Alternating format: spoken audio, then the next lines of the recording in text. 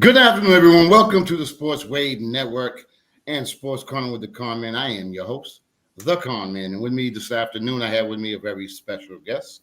We go way back. He goes by the name of Mike Semio. Mike, how you doing, my brother? I am doing well, Michael. We should be careful about how far back we go, but we'll talk about that another time. Yeah. We won't get into too much detail. But Mike, the reason why I wanted you on the show is because, first of all, I want to give you your flowers. Number one, you are doing some amazing things. And before we get to what you're doing right now, can you let the viewers know a little bit about your history, your background from the beginning, from the get-go? Okay, so back to our early days, Michael, from the New Bedford area, southeastern Massachusetts. You and I crossed paths through athletics, mostly basketball, through that area from the late 70s, early 80s. I played for a couple of different high schools throughout my career, played in college at Bryant College. I'm not really sure how deep we want to go on, my background, but that's our foundation as far as where our common ground comes from on that goes. My professional life, I've been a healthcare consultant on the financial side for about 15 years and trying to help healthcare organizations right themselves financially, just kind of as a consultant, have done some interim work, have done some permanent work over the last couple of years. So that's what I've been doing my life. That's my life. Okay, now you didn't touch upon it, but I will. Okay. You was an outstanding high school player. I'm a little bit older than you. I won't say how old, but I'm a little bit older than you. But we all knew about you. We knew about, your talent. And one thing I didn't know, and maybe you can expound on it, is the fact that you played with some players that were pretty damn good. Matter of fact, I could be wrong, but I know for a fact you played against a lot of players out of the Boston area. Some outstanding ball players, Cal Hobbs. Can you let the viewers know? I think you was the only white person on the team, if I'm correct. Well, no, I wasn't the only white person on the team. I think you've seen some pictures. There were two other players that were white players on that team. So the team you're referencing is the National Youth Games team, which was summer of '78. I happened to come across that, or I was invited to try out for that team from the New Bedford Buddies, and having some success in some of the tournaments up around Boston. And, walking into that particular gym, which was the Roxbury Boys Club gym at that time, there were 300 to 400 kids there to try out. And I'll share something with you that I found out later, that it really wasn't a tryout. It was just trying to get kids involved, get kids interested, because most of the team, as I have found out in the last couple of years, had already been set. And there was one spot that was available.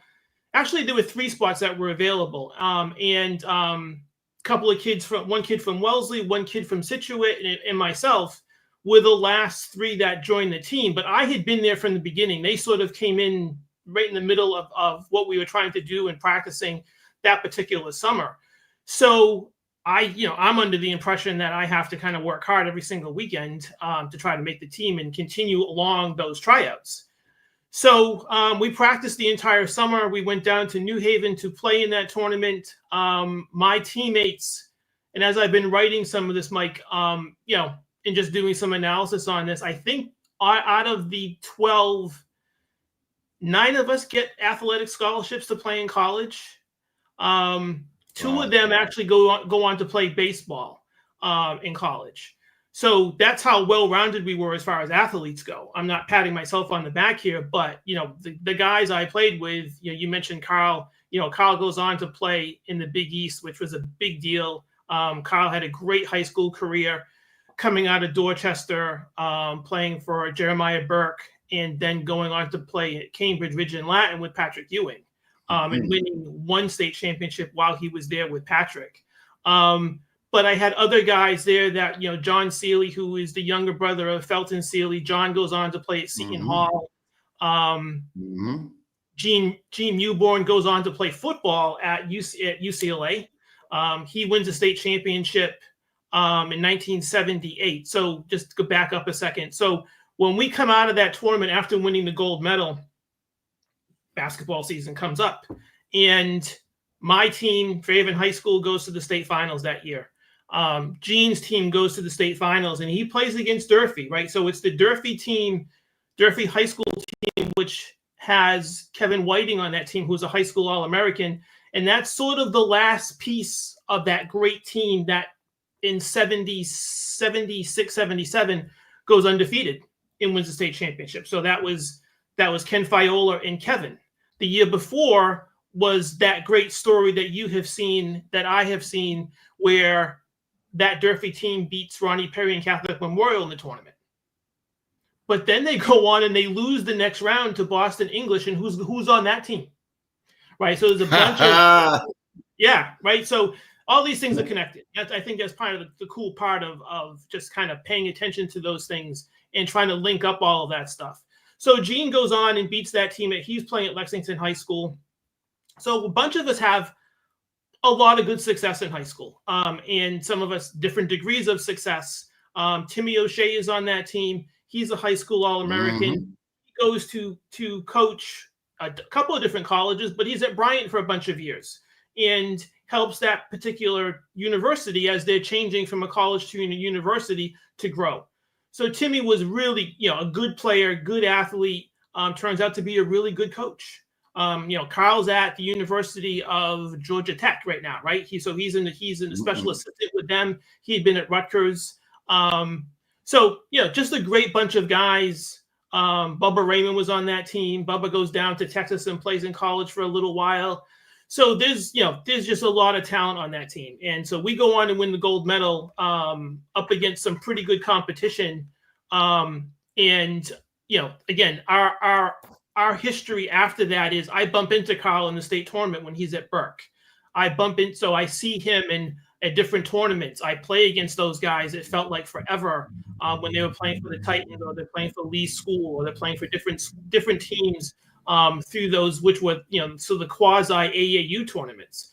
So, just some great history with those guys and great stories coming out of that. And I always look forward to running into them, either playing or just seeing them. And when we would see each other, I mentioned this to you before, I think, where it's like we didn't miss a beat. It's like we see each other all the time. And that wasn't the case.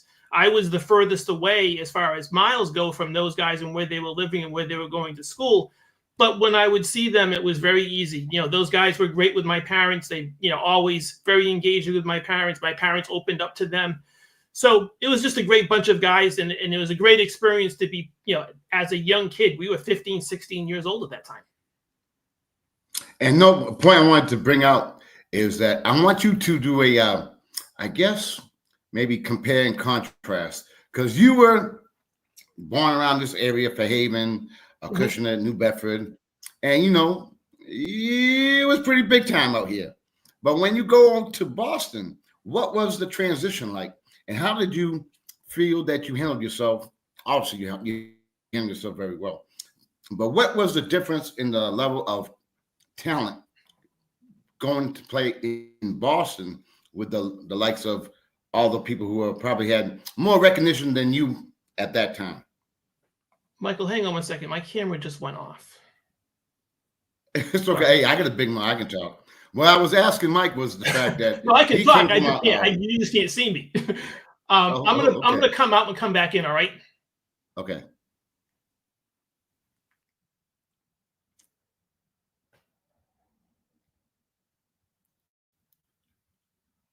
But while he comes back in, what I'll do is I was trying to compare and contrast, because Mike was big time out here. But sometimes when you go out there, you ain't the one, because there's so many talented individuals. And I wanted to ask you, what was it like being like the man out here and then going to go play in a foreign area, basically, Boston area, with the likes of the talent that you play with? What was it, or was that? Did you feel any? I'm trying to have you compare what the competition was.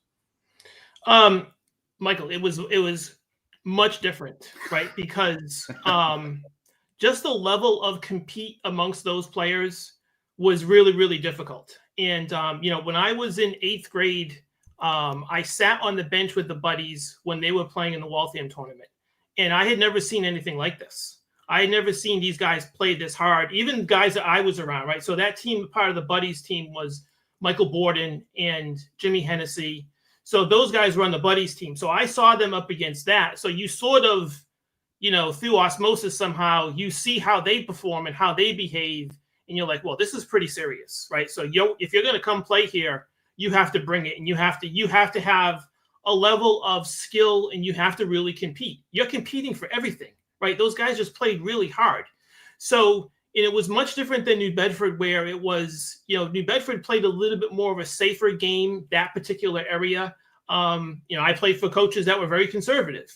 You're going up against those guys in tournaments, you have a little bit more freedom to play, but it doesn't take away from the fact of you have to really play, and you have to really be serious about this, because there's no playoff. You can't take a rest on any sort of possession.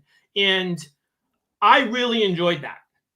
I had always wanted, and you and I talked about this a bunch, a while ago, about I wanted that in our area.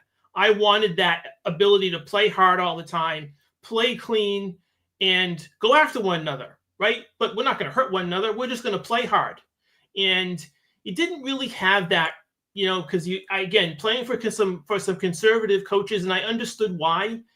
You had to be careful, right? You just couldn't take certain risks. You weren't going to score 75 points a game as a high school team. My high school teams were going to score 50 to 55 points because we're going to play possession to possession.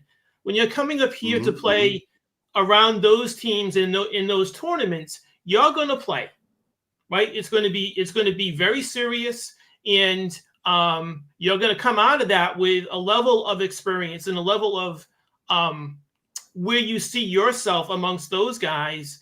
And you hope that you can translate that to when you come back home and play for your high school, or you play in the Bedford Summer League. It was always difficult, right? Because even Mike, those games were refereed different, right? Compared to Southeastern Mass. So I somewhat struggled when I had to come back home and figure out, okay, I have to, I've got this skill. I'm pretty good. I need to figure out how I can help my team based on what's going on, and from that reference point from playing up around Boston or playing in Providence. It was just different, Mike. And to compare and contrast, I think that's sort of where it is that just the environment was different. And not to say that teams from Southeastern Mass didn't have success in the state, because we did, right? There were some good teams coming out of New Bedford. I had a really good team in Fairhaven in 78. Marlon Burns had a good team in 79. So we could compete, right, as high school teams. But again, when you decide you're going to take your school uniform off and you're going to go play in those tournaments, that was a different thing, right? So there were a lot of sleepless nights on my part, where you have to get ready mentally for that, right? You have to get ready that you're going to play hard, and you're going to see things you've never seen before. You're going to come against players that you may not even know. And so you have to kind of get acclimated to that. So I always liked it. I couldn't, I knew as soon as my season ended, I had like a week off, and there were 4 tournaments, and New Bedford had one too, right at the recreation gym. They had a tournament that was part of that series where you'd play 4 tournaments as soon as the season ended. And so you were done probably before graduation. So probably by May, and it was week to week that you were playing in those things. And I always look forward to that, and I got very excited about that. But what was interesting is, and this too, it was sort of like behind the scenes, because nobody knew they existed. Those tournaments existed. When I would tell my friends I'm playing here and I'm playing, they're like, I have no idea what you're talking about, Mike. I said, well, this is what's going on. This is what's going on. I said, these guys that I read about in the Boston Globe and the Boston Herald, they're playing in these things, and I'm playing against them. And so nobody really knew where I was going, jumping in a car every day with my dad, or having Jim Tavares come pick me up and drive me to a tournament. So it was a big deal. And again, the compare and contrast with that it's very difficult to compare it, because it was sort of like night and day for me. Now, Mike, you went to Holy Family prior to, if I'm correct, and Yes. then you went from Holy Family to Fairhaven. and then you had a great, outstanding career. You guys end up going pretty far until you met, I guess you can call it a rival, in a way. You played against my call, am I correct? You're correct, yes. Yeah. So my call was probably one of the most renowned ball players coming out of the Springfield area, and he was widely recognized, widely known. And Fairhaven at that time wasn't as well known as the Springfield team. What was it like playing in that environment? It's interesting because, going into that tournament, you sort of knew, or I did, at least the first couple of rounds, which was Hyde Park with R.B. Stallworth. It was Jeremiah Burke with Carl, two local teams, one from Seekonk and one from Rockland. Then the other team, which was up north here at Marblehead. And I didn't know the history with Springfield Commerce. So that particular season, they were going for their third straight state tournament championship. Mm-hmm. I had no clue, no idea. Right. And we sort of had a scouting report on them as far as who was what. And I was just talking about this just recently with my wife about what it was like playing in that game where, we're chasing them the entire night, the entire afternoon, just because they have Mark, who can just take over whenever he wants. Michael, within the first couple of minutes of that game, off of a jump ball, off of a steal, I think, he takes the ball to the baseline and he dunks it. We'd not experienced that all season. No one dunked on us. And again, not for nothing, but we just didn't have that kind of player playing against us. So Mark had a lot of talent, and you could see that it was just different. We played against some really good players locally, but that kid was just a different player. And, they had another kid inside who was 6'6" or 6'8", who was their center. They just had a really good team. They were coached really well. And again, they were going for their third straight state championship, which was unheard of. There's some things going on now where some schools are in particular, Malden Catholic is going for their fourth straight championship because a lot of teams have won 3. No one's won 4. So that's going on. Actually, they're playing Somerset this weekend for the state championship in Division 2. Ooh. Wow. Now, can you name some of the players that played on that Fairhaven team? Some of them I know pretty goddamn well. So that team had been together 6th, 7th, 8th grade. So Jimmy Hennessy was on that team. That's one. Yeah. So you and I've talked about him a bunch. I think Jimmy that particular season was probably the best all-around guard, I thought, in the state. And I played against Jimmy every single day. So Jimmy was formidable as far as what he could do on the basketball court. Phil Graves was on that team, a great all-around player, really smart player. Chucky Tillett was on that team. Chucky was just a great athlete all around. Played basketball, football, track. Just could do a lot of things. Just baseball was his sport as far as I could tell or know. The lesser known players were really good athletes. Gary Furtado was on that team. Gary was a really solid player. McAmash, another really good athlete. Stephen Lombardo. So those were the 7, including myself, that were part of that rotation in 78. And it was great playing with those guys because, one of the things I realized as I've been writing my book, Mike, is that how they looked at me and how they kind of took me in behind the scenes, right? It wasn't anything that was done publicly or out in front of anyone, but I had learned through different stories and different things and people I've talked to about, sort of how I was looked at and how I was treated, which was much different than how I've been treated elsewhere. So a really good bunch of guys that I still have some contact with some of them today. And I was very fortunate to be part of that group. And that was their great run for that team. They had a good year the year before where they lost, I think in the 3rd round of the state tournament. And they had moved up the next year. So we were playing in Division 1 because of their success they had.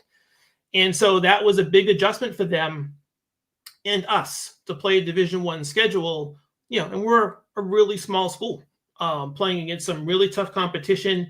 And one of the things that was interesting was, and I think I mentioned this to you before, is, when we would practice full court, those practices were pretty right on. We're going after one another up and down the court, where our coach was like, okay, we're going to do this for a couple of minutes, but I can't have this go on any longer. I don't want anybody getting hurt here, because, we were all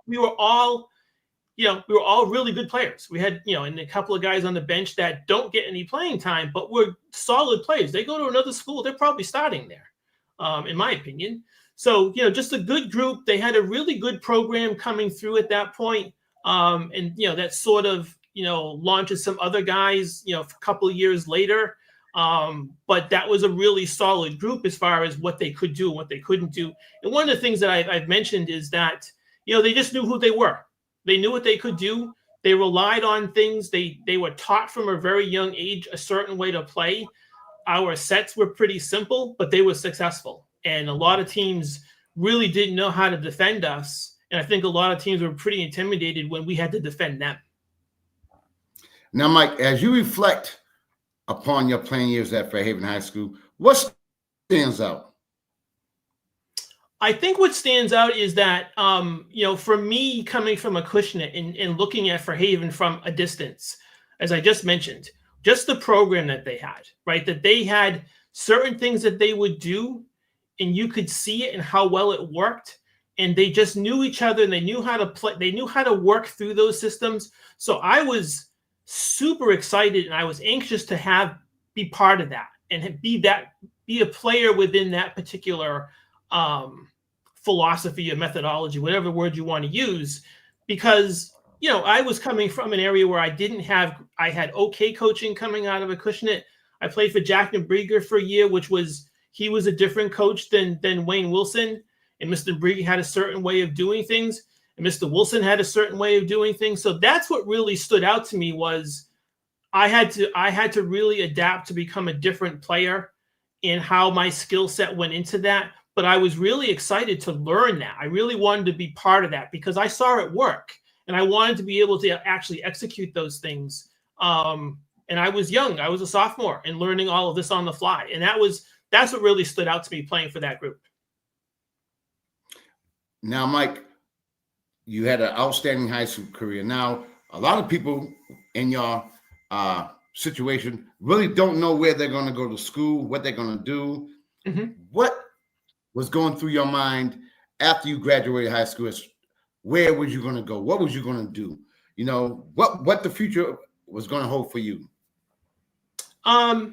So it's interesting that, as I've kind of gone through this when I've been writing, is that, Mike, since I was in 8th grade, I had been recruited one way or another, right? I had been recruited at different points to play in high school, to go to different schools, to different middle schools. I had, by the time I am a freshman, I was being recruited by a couple of universities all the way through high school, the same couple of universities that stayed with me. So, it wasn't a question of I guess there was a question of where I was going to go, but I had already been acclimated to this somewhat, as far as, and it was really, really being funneled through my dad. I didn't have direct contact with these people, but my dad did. So I was aware of it. And I don't have those really horror stories of being recruited and, kind of the fight that goes on. But I really wanted to, in the back of my mind I wanted to find a place that I could play. I wanted to have a place where I could get a good education and then see what happens. I saw, kind of projecting forward as far as, all right, what was going to happen really after college. So once you find a place to play that you can actually play, right? So I'll give you an example. When I had gone to 5-star the second time in summer of '79, my dad had some contact with a scout from Iona University. And at the time, Jim Valvano was the head coach at Iona. And he was trying to really grow that program. They wanted to be a much larger Division I program. So there was some interest. I was interested. I thought that would be, sort of a nice fit. I could probably play there a little bit. And then Valvano left. He went to North Carolina State. So the conversation ended. But that was one of those places that intrigued me just because it was a smaller Division I, and I thought I could play there. I thought. And the trap would have been, going to a Division I school and not being able to play, because they're always going to come back with, Right. they're going to try to fill their roster so you can compete for a spot. So they're going to keep on looking for someone who's better, trying to grow the program. And I didn't want to get stuck in that cycle because I wanted to play. I just wasn't happy going to a school and sitting on the bench and being a practice player. I wanted to play. Right. So, it looks so that particular year, or actually my senior year, Bryant College was in the top 10 nationally. I think at one point they were ranked as high as number 4. Have Ernie DeWitt, who's a All-American. He's not a local All-American. He's an All-American in the country, right? So Ernie was a really good player. Yeah. So they had pieces, right? They were going, the Northeast 10 was being created and it was going to be formalized the next year. I was excited about playing in that because a lot of the schools, in our area in Massachusetts and New York and in Connecticut were going to be part of that. And that was really a tough conference. So it was kind of falling into place of where I was going to go. There were some other discussions with some other schools, which I won't go crazy on, but, and there were just different options that they had thrown out, a couple of years in prep school, come and be a walk-on scholarship, years down the line. Right. I wasn't interested in doing that. Not that I I didn't trust these people. I just wasn't interested in doing that. And I had a couple of different situations where we had to kind of work our way through different things, and different proposals that were coming about. So that was sort of what I was thinking in high school. Okay, where, right? Let's be careful about what we want. I'm not going to go long on this story, Mike, but one of the scouts that my father talked to at 5-star that year was a coach from North Carolina. And I had played really well coming off of I hurt my knee early in the camp. I banged it on the ground. So I was out for about 3 days. And when I came back slowly, but I played really well in the playoffs. And I got people paid attention. But I was, my father and I were very much wary of, okay, people are going to talk and that's fine. It's talk, right? It doesn't have any real legitimacy to it. But, when North Carolina comes talking, you pay attention a little bit, right? So, a little bit. Yeah.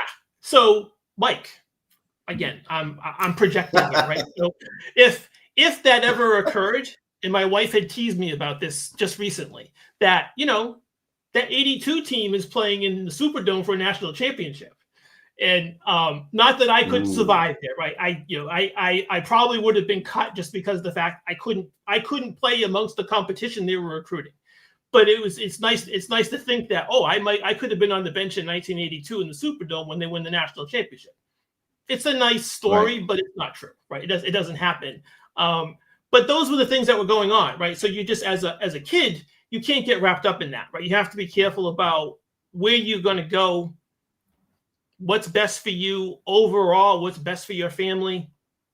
So those are the things I ended up thinking about as I was going through high school and where I really wanted to go. And I somewhat wanted to stay local. Though, Mike, another situation was I always had the dream about going out and playing California. The school that I really wanted to play for was Pepperdine. That's where I wanted to go. And okay. So that's where Dennis Johnson had played. That's where he comes out of. But I'd always, the West Coast on the beach, that whole thing, that school sort of had an attraction for me. But I couldn't play there. That was a Division I school that was played. I don't think they were Pac-10. I forgot what conference they were in. But that was sort of one of the goals. One of the things I had dreamed about was, let's go out to California and play, go to school, live out there, that whole thing. It doesn't happen, but that was as a 15 or 14-year-old, I had thought of that. Okay, now, so talk about your playing career at Bryant. So Bryant, my freshman year is Ernie DeWitt and a couple other guys from the year before.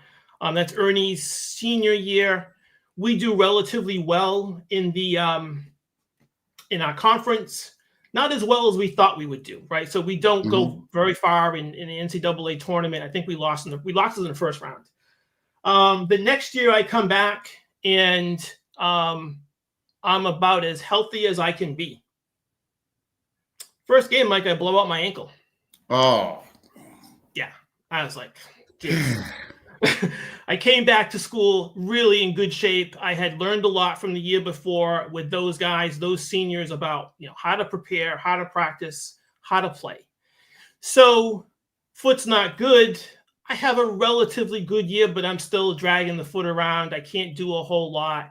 And that foot never heals, Mike. Mike, I think I've told you this before, that I'm still dealing with that foot today. Wow. It was really a bad injury. So that hurts me the rest of my college career as far as being able to play.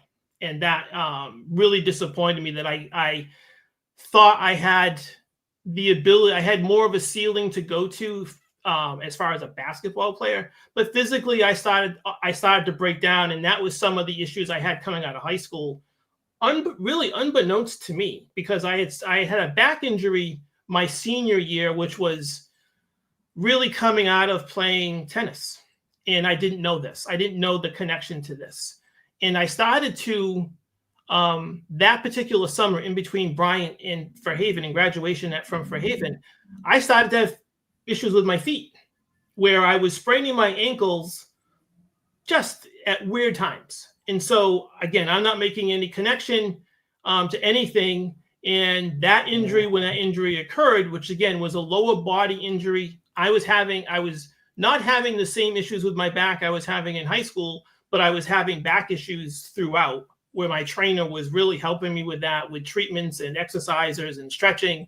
Right. So that ended up hurting me.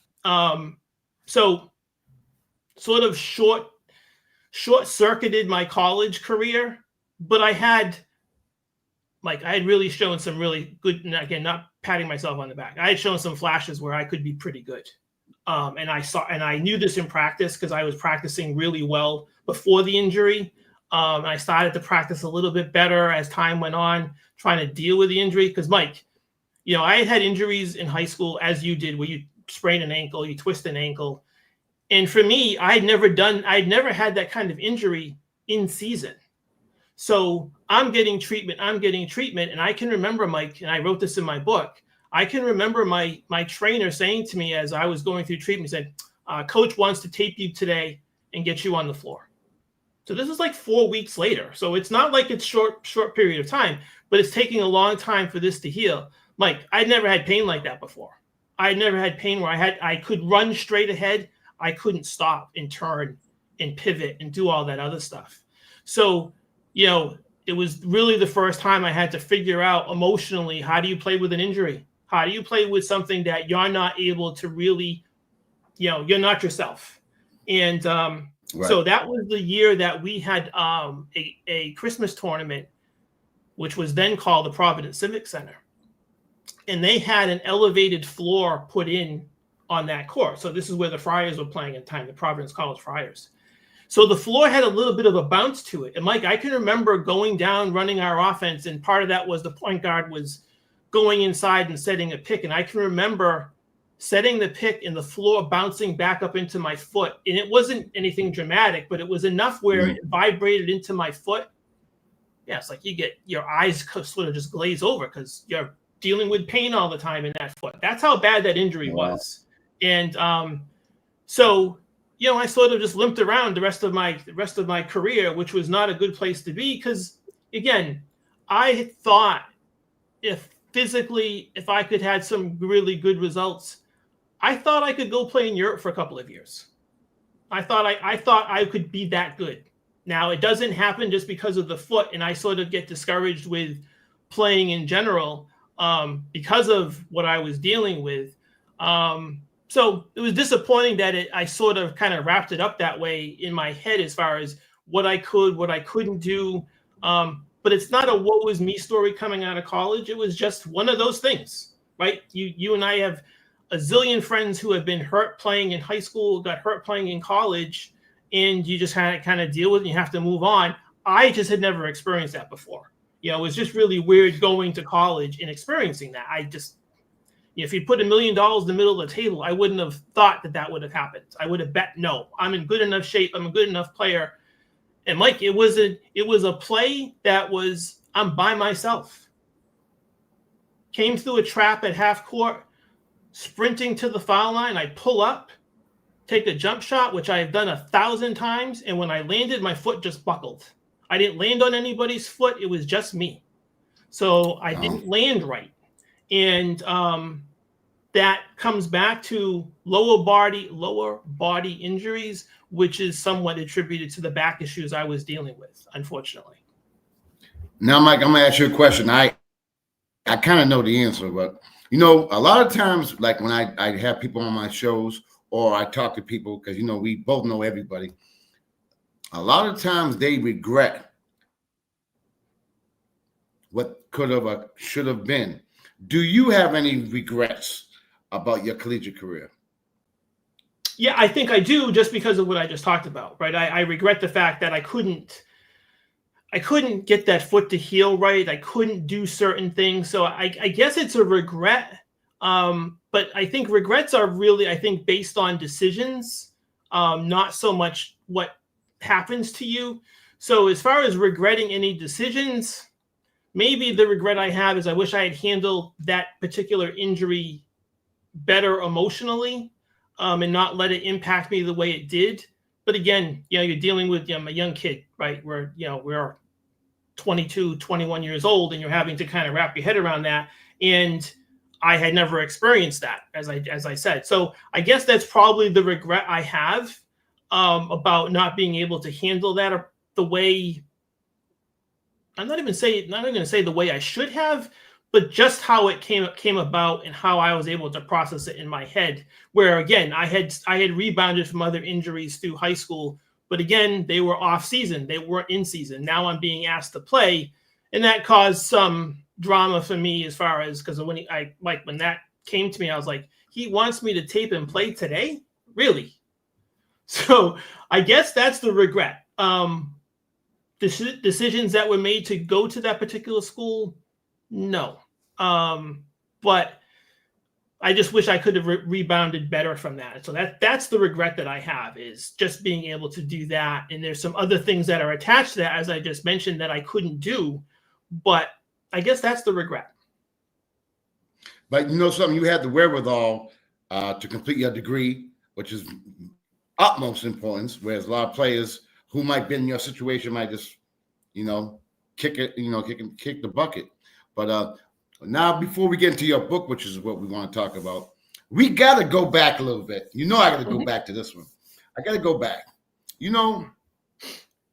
There's some very interesting people you have come across when you were younger. You know where I'm going with this. So if you could do the viewers a little bit of, because you had an experience that damn near hardly anyone has ever experienced. And if you could, I'll let you talk, because I'm giving you your flowers. Let you talk about the experience, how it happened, how I messed up, how I told her I didn't tell the truth, not all of it. You can go into that if you might. Okay, I will. So fall of 76. Yes. Mm-hmm. My father is trying to develop a sports marketing company. And there's some other people that are involved, some local people that are involved with this particular group. And they somehow come up with the idea, well, let's think about bringing Julius Erving to New Bedford to do a clinic. So at the time, Julius Erving is playing in the ABA for the New York Nets. That summer, the merger happened. So I guess he's sort of the NBA at that point. So the merger happens. He's still part of the New York Nets. My father reaches out to his agent, who was Erwin Weiner at the time, who was a big-time agent in the NBA and in entertainment. So reaches out to that group, understands how much it's going to cost, when he's available. So all that has to be figured out as far as where the event's going to be held, what date, and so on. So Julius Erving. I forget the real date, Mike, as far as because I can look on my phone real quick, but I'm not going to do that. So it's early September, middle of September in 76. Yeah. Mm-hmm. So I'm not really part of all of this. I know my dad is doing all of this, and again, I'm at Holy Family at the time, and I'm telling my friends, this is going to happen.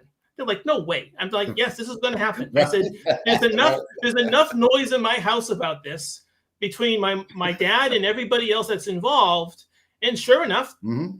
the day appears that it's going to take place, and Julius Erving standing in my kitchen.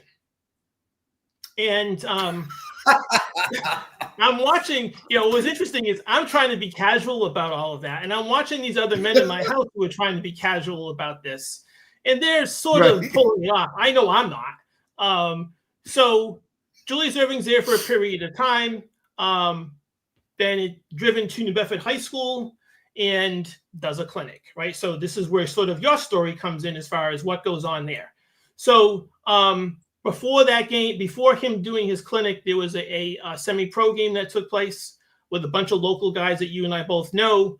So when Julius appears, in one of the things that I had mentioned to a couple of people online recently, I said, part of the interesting thing with Julius was you didn't really see him play on television because you really had to look for it, right? You had to really dig for it and see it. Mm-hmm. And it was almost, and I mentioned this to my father just recently, I said, it was almost like he wasn't real because you were never around him, right? So it was this sort of like satellite league that was happening.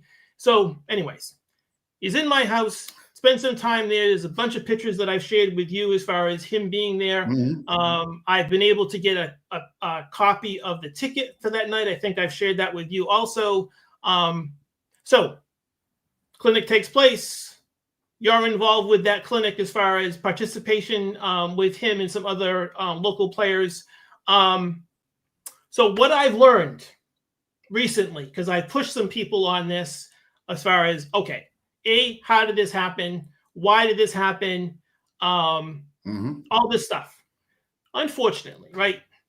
I think I've said this to you online the other night, that it's difficult to try to pull things together where it's accurate and it's concise because it's been a long time, mm-hmm. right? And people don't remember. Right. And so the issues of, I mentioned this to you that so he stays at the Skipper Inn, which is on overnight on the Faven Bridge, he's staying at the Skipper. Okay. The next morning, Mark Southworth, who was the head basketball coach at Bourne High School at the time, takes Julius and his agent to a diner on the bridge. So I spent this week, excuse me, some time trying to find that diner. So I found it. I sent you the picture of that because nobody really told me where this was. So I sent you the story from the waitress who served them, right? So the story was the waitress brings over orange juice and the cup is like a 3-ounce cup, and Julius with big hands. So Mark made a comment about Julius' hand around the cup, and he asked for, could we have more? And she says, well, the bottle's going to cost you $10. So they got the bottle, right? So that's another side story to this. And so after breakfast is over, they leave, but nobody recognizes him there. Nobody. Now, again, that particular area, maybe you don't recognize him, right? Because it's just not conducive to knowing anybody else, except they're just kind of minding their own business and going about their day. So as I, try to pull information about all of this together, it's been difficult about what's really happened, why it took place. But one of the things that happens is, one, you have a great story from that, right? So that's part of your life, and that's a fantastic impact you have, right? With him being there. The side of you messing up, no, that was due to the fact that unfortunately it wasn't publicized enough, right? That people would know who's involved. Right. Father and his group are very much behind the scenes, right? So you don't know that. No. And I knew that. So that's unfortunate that it was sort of this little bit of a mystery who was involved, because I think there was an article about it happening, but my dad and those other men were not mentioned by name. It was just sort of, this was the name of the group, and that's it. And so when you see what you saw, you made an assumption, and that's fine, right? So I corrected you. You definitely did. You definitely did. Rightfully so. Yeah. But you know what?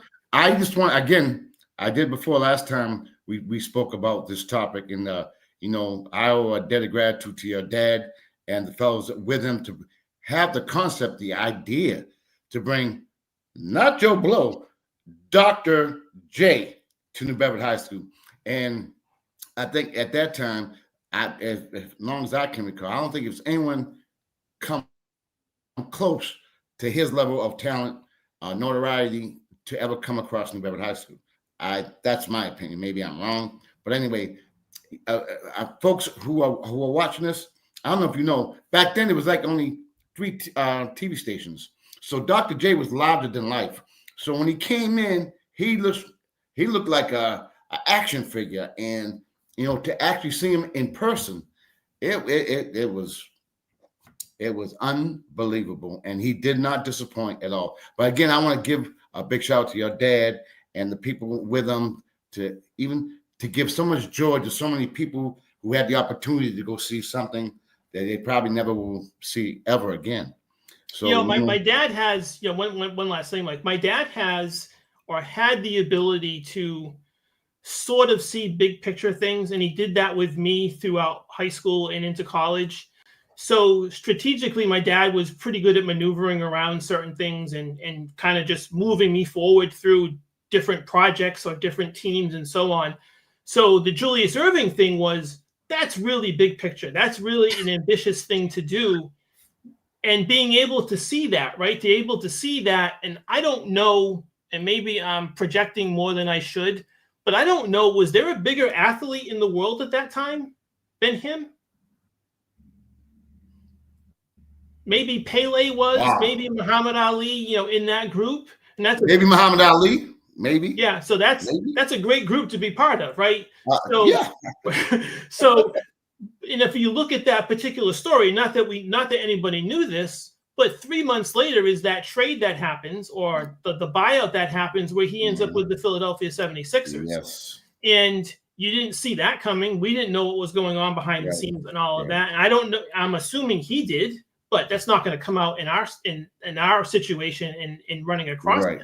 But that's a big deal that happens, right? That's huge as far as the NBA and what the NBA is trying to do and trying to grow and establish themselves.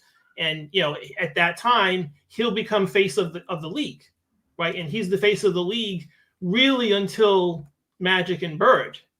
But he's still right there with those guys as far as being the face of the league and being the elder statesman as time went on.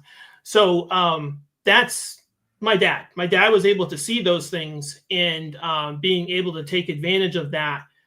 I wish it had been better received. I wish it had been better publicized, and he could have done more. But that's just a one-off. There's nothing else that comes from that. Because financially, it didn't work for them for various reasons. I think publicity was probably one of them.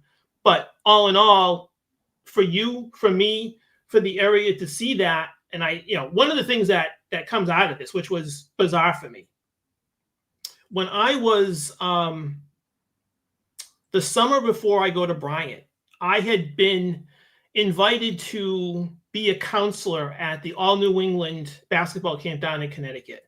And their thing was they invited the most valuable player from the summer before to come down and be a counselor. So I was the most valuable player the summer before. They invited me down. So I'm rooming with D. Rowe's son. So D. Rowe at the time, I think if he's not the head coach at the University of Connecticut, he's just retired. So I'm rooming with his son. And one night we're up late talking, and I mentioned the Julius Erving thing. And Mike, his response to me was, "Oh, I heard he didn't show up." Ooh. I was like, ugh. So I don't know where that comes from. So again, there's just weird things behind the scenes on some of this stuff. And I carried that situation and that conversation with me today at my age over, it still hurts me. Like, what? where did that come from? Maybe he didn't show up. Mm. So I don't know. There was it was just one of those weird things and one of those weird situations. I wish there had been more. I wish my father could have done more with other athletes, other participation with entertainment people. I thought there was something there. I think he thought there was too. And, the first shot out of the gate with that particular person doesn't go particularly well. So that was disappointing. Again, that was something obviously I'll never, ever forget. But, Mike, we don't have a lot of time because you and I can talk to midnight, as you know. But what I wanted to do is talk about your memoir. I want to talk about, now me, I've written down things. I've jotted things. I got things in my memory. But never did I say, let me do a memoir. What made you decide to go ahead, first of all, have the confidence and the knowledge to go take on that endeavor? It comes from different conversations I've had with people where people have teased me about my memory and like, oh, you should write a book. And at some point, so this was just when COVID started. So this is how long this has been going, right? So I had some online discussions. I had some phone call conversations with people. So I decided to do this. And it's taken me a very long time to get to this point where I have, I don't know, 140,000 words. 94,000 words. Wow. in my document. And it's gone through so many iterations at this point. It's crazy. And I've struggled with this. So you mentioned confidence. I question my confidence. I question my ability to do this every single day. And I know I drive my wife crazy with this, but it's really hard to try to find some comfort with it. Because, Mike, what ends up happening with this, and I won't really expose too much, is that I'm exposing myself here, right? I'm exposing some of the things that really only one person knows, and that's my wife. And I will share something with you. I had to share something with my father about this story just recently that he had no idea about. And it came from something I sent him, which I sent you. And he calls me during the week and we talk. And he said to me, he goes, can you explain to me what you sent me? What does this mean? He goes, I don't remember this. I don't remember you having this problem. So I had to tell him. And he's like, Michael, all those years and you're still walking around with this? You remember that? And this is still impacting you? I said, yes, it is. So I've gone in a direction, and it's taken me a long time to get to this point of going in a certain direction with the story where a lot of people that are in my world at this point were around. They don't know. Right. And again, it's a story about basketball, but it's a story about me, and you and I've talked about this intimately, right? About the struggles that are there. Right, those things that that impact a young kid, and and what that person has to deal with. So it's taken me, as I said earlier, it's taken me a long time to get to this point. It's been really hard, Mike, trying to get this down. As I'm going through and editing myself and rewriting this, I shared this with my wife just recently. It has been very hard revisiting this stuff day after day after day. Because some of it's hard, some of it, and kind of jumping back into that world. And so, one of the things that will happen when this gets published is that you're going to read this and you're going to say, what? This was going on in this kid's life. And so there's basketball in it, Mike. There's basketball stories, there's basketball stuff, but there's a lot of stuff that is very personal to me that I think people will be surprised that a person has to kind of deal with those things as they go through. And I don't see these things coming. I don't know. And it's a little bit scary for me to have when it does happen, when it does get published, for it to be exposed, right? And not, it's a very honest, it's a very raw take on some things, for me. And as I said, when I'm going through this on a daily basis and reviewing things based on this one particular application I'm using, which creates a level of analysis of what I'm doing. And this is the literature side of it, right? This is the documents and all this other stuff, and making sure it's on focus and all this other stuff. So it's very hard, but I'm revisiting this stuff all the time. And so, as I said, that's hard to do every single day, and kind of going back into that or these particular stories and seeing what they're like. But the other side of it is, to you, I think what you made a comment earlier about being able to document that and let it kind of spill out of your head, go out and develop it. And I'm still in this, right? I'm not good at it. I follow what the guidelines are, or what's being asked. A lot of discussions with my wife over this, where, sort of our lives stop for an hour and a half, where we're kind of I'm just venting on some things, and she's looking at me and trying to help me through this stuff and give me her take on these things, because she didn't know any of this stuff until I told her. Wow. And she's there, right? She's my girlfriend at the time. And so, or at least a portion of the time on this.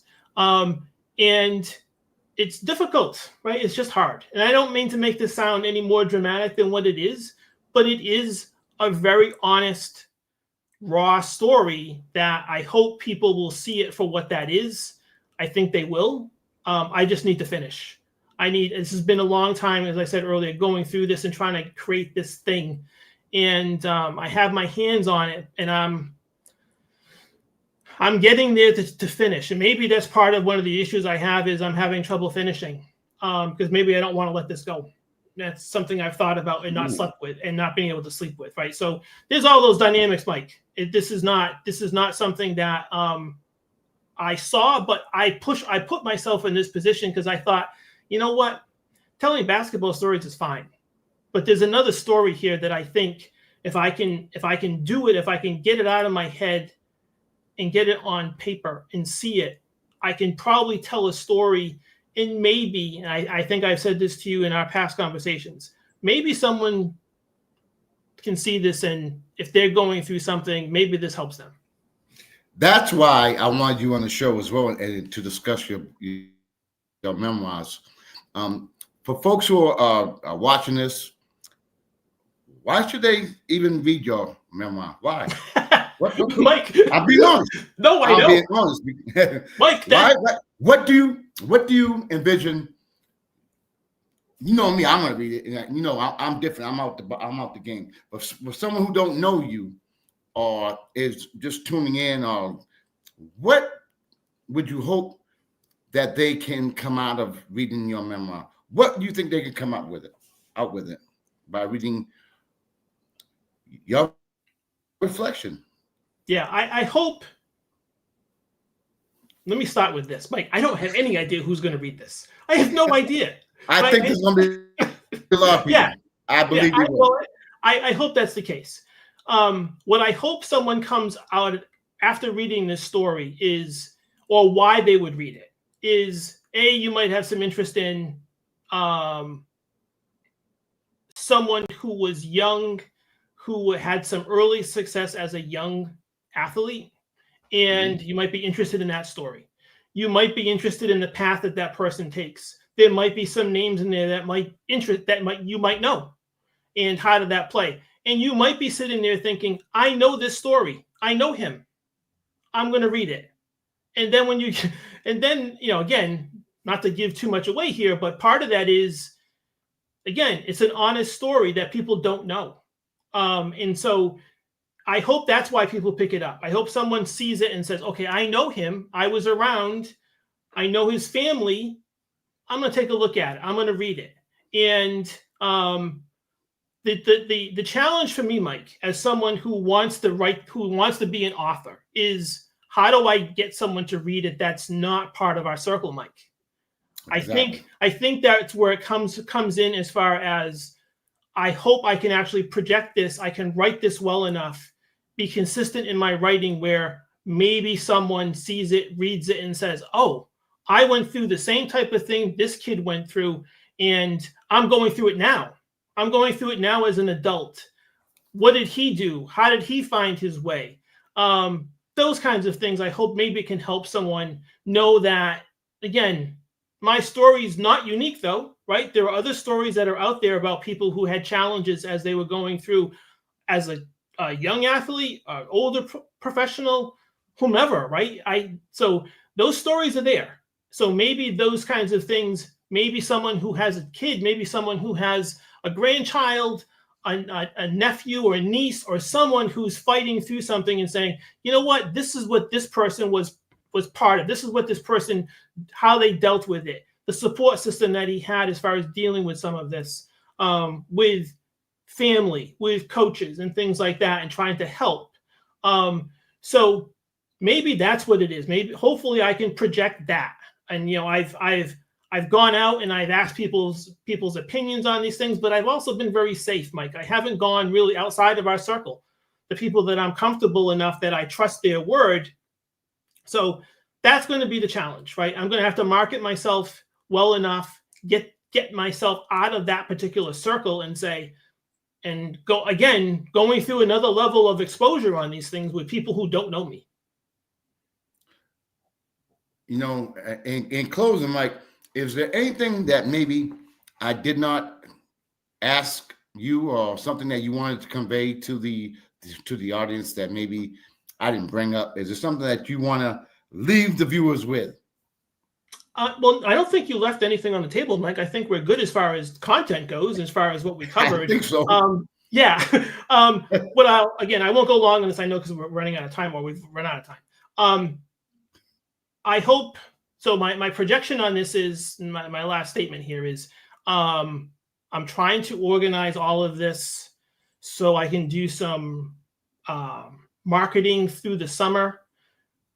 I'm hoping I have all of that done and everything's ready to go by Christmas. I don't think I can do anything sooner. But I have it, right? It's in my hands. I have it. I just need to really just kind of clean it up as I go. And I may reach out to another professional to help on this. But we'll see. Michael, I could drop it today, but I know there's some issues in there. And I would love for you to see it. I would love to send you the entire document, but you're gonna have to. It's a lot of reading, right? It's a lot of reading about Michael Semio. And there's only so many people that can digest that much Michael, to be honest. So I'll leave it at that. I'll leave it with that. That's sort of my plan and my strategy. I was hoping I could do something by this summer. I just can't. It's just too much, because the publisher I'm going to go through, I know, is going to want to do pre-orders and marketing and their strategy and stuff. So I don't want to interrupt that. So that's why I'm thinking Christmas would probably be a pretty cool time to get this out there, and through the holidays, through Thanksgiving, more marketing. Christmas, it's out in various platforms, right? So book, ebook. I have a contract with someone to do an audio book. So yeah, I've pushed those things, right? I've been working behind the scenes with those things to try to get those things done. Also, one other last thing, I mentioned to you last night or yesterday that the prequel is sitting with the publisher right now as far as an ebook. I'm looking to do something, and that's called Before the Line, which was a sort of a story within a story from the memoir itself, that I wanted to get out there and use it as a marketing tool. So my wife and I are looking at different print options and how we're going to get the paper out, a soft cover out. Hopefully that'll be another month, I think, before we get that done. But those are the things that I'm doing in conjunction with everything else that's happening as far as the major project, which is the memoir. Well, I'm looking forward to reading it. You already know that. The viewers who are tuning in, how could they get in touch with you if they might want to reach and reach out to you and get in touch with you? So I'm on all the platforms. I'm on Facebook. I'm on Instagram. I am on Threads. I am everywhere. It's most of my sign-in, I think, is msemio12, MSEMIAO12, at whatever particular platform. So reach out. I'd love to have contact with people. I'd love to have some further contact with whomever as far as this particular project or projects they're involved in. I've done a lot, Michael, as far as trying to be in tune with what's going on in the literature world, because I hadn't really paid attention to that as far as the other projects other people are working on. But that's where you can find me. And I'm more than willing to have a discussion and connect with people. So I'm actively doing those things too. Well, again, my good friend Mike Semi, I want to thank you for coming on my show. Let me give you your flowers, and hopefully when the memoir comes out, you come back on and let us know and let us check it out. And again, I want to thank you from the bottom of my heart for coming on my show. You know, we could be here till midnight, so you know I got to move on. But again, thank you so much for coming on my show. Thanks, Michael. Thanks for your support always. You've been a great supporter of mine, and I really appreciate that. Hold up, Mike. What? I got a question. Somebody just tuned in. Will there be an audiobook? Yes. So we're getting there. There is an audiobook. I have a contract with someone right now to do that. I just need to finish and get that started. So I've had a bunch of contact with that. That kind of came out of the blue. Someone came to me about that, which was weird. So let me just go on about this real quick. Okay, go ahead. You got it. Sorry. So someone asked me online when I had mentioned the audiobook if it was going to be in my voice. And I'm like, well, I hope not. Because so I don't know what they're doing. I have to reach out to them relatively soon about, all right, how does this work? Is there an actor that's going to be doing this? So I don't think we have not had a conversation, me and that company, as far as me doing the audio. That would be a huge undertaking to do.